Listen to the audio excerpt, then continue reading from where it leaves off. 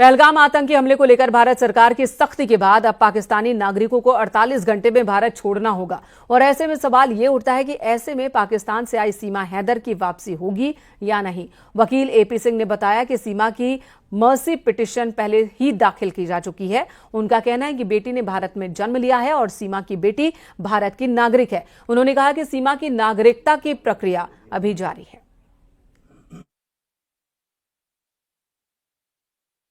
पहलगाम में हुए आतंकी हमले के बाद से भारत ने पाकिस्तान पर कार्रवाई शुरू कर दी और इसी क्रम में भारत में रहने वाले पाकिस्तानी जो शॉर्ट टर्म वीजा पे हैं उन्हें 48 घंटे का समय दिया गया है। लेकिन इन सब के बीच एक सवाल जरूर उठने लगा है। वो सवाल है पाकिस्तान से आई सीमा हैदर को लेकर और इस पूरे प्रकरण में यह सवाल उठा है कि क्या पाकिस्तानी महिला सीमा हैदर अब भारत में रहेगी या वह पाकिस्तान वापस जाएगी। इन सब के बीच न्यूज़ 18 से बातचीत के दौरान एपी सिंह जो सीमा हैदर के वकील हैं उनका कहना है कि मर्सी पिटीशन पूर्व में ही दाखिल की जा चुकी है और साथ ही क्योंकि सीमा हैदर ने बेटी को जन्म दिया है और उस बेटी को भारत की नागरिकता मिली हुई है। फिलहाल मां और बेटी दोनों अस्पताल में एडमिट हैं। साथ ही यह भी कहा है कि जो भारत की नागरिकता है सीमा के लिए उसकी प्रक्रिया जारी है और कानूनी दांवपेच में अगर कोई भी डॉक्यूमेंट्स की जरूरत होगी वो भारत सरकार को उपलब्ध कराए जाएंगे।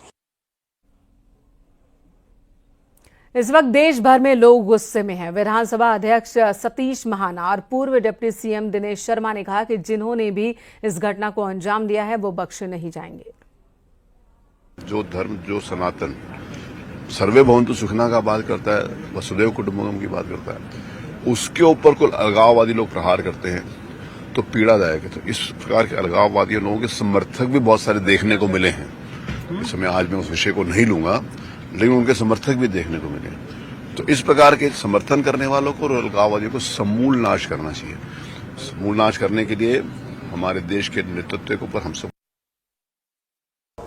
पाकिस्तान के जो पस्त हुए हौसले रहे हैं वो समय समय पर फिर कुछ उकसाने की घटनाएं करते हैं। लगातार डिनाई कर रहा है कि उसका कोई हाथ नहीं। अब ये कूटनीतिक विषय है और हमारा विदेश विभाग बहुत अच्छी तरीके से इसको देखता है और निश्चित रूप में जो दोषी हैं बख्शे नहीं जाएंगे। उन्होंने ये कहा हम भी तैयार हैं। अब कौन तैयार है कौन नहीं तैयार है ये तो वक्त बताएगा, लेकिन मैं इतना कह सकता हूँ कि जो भी दोषी है वो जहाँ भी होगा वो बख्शा नहीं जाएगा।